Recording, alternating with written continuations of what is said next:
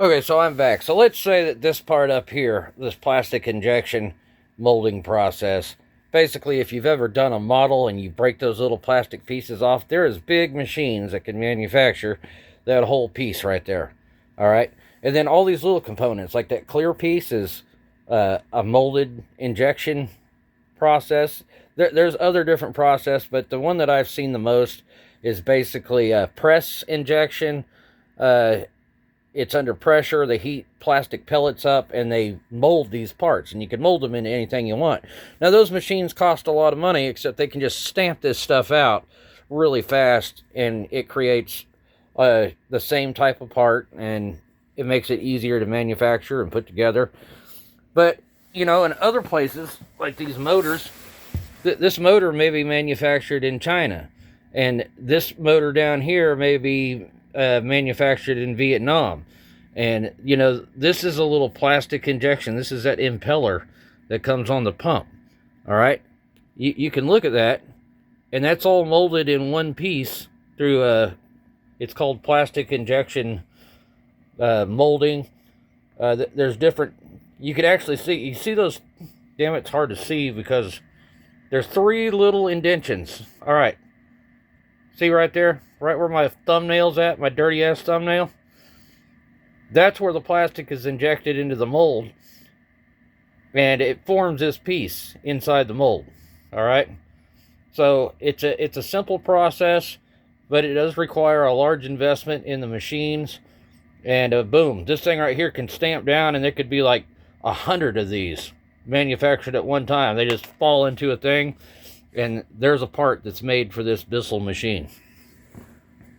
Now you got the nuts and screws and all that. Those are manufactured in different places. There's a lot that goes in to making something like this. You got the screws here. This is another plastic part that's injected. The motors, the copper wiring, the wire itself. All this stuff is outsourced and brought in slowly until this whole machine could be manufactured. Like, how many hours is put into that?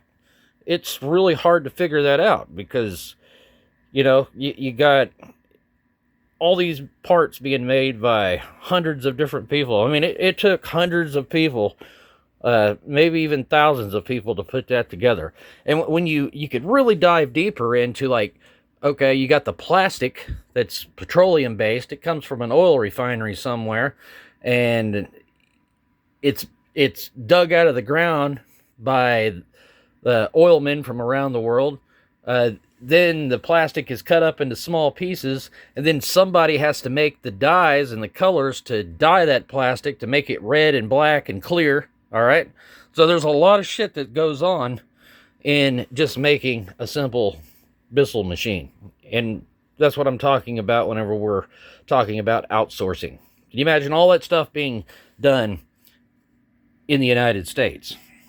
Well, it probably used to, but it just can't be done, and that machine couldn't be made all in the United States and sold for $270.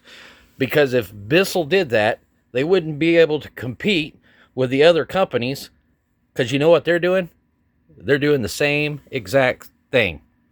They're outsourcing all this stuff to different countries, and the only way to be competitive is to outsource stuff. And, you got the 25% tariffs that they're talking about. So all this stuff may get tariffed. But Bissell has a plant in the United States. So maybe they get around a lot of that tariff stuff by having that plant in the United States.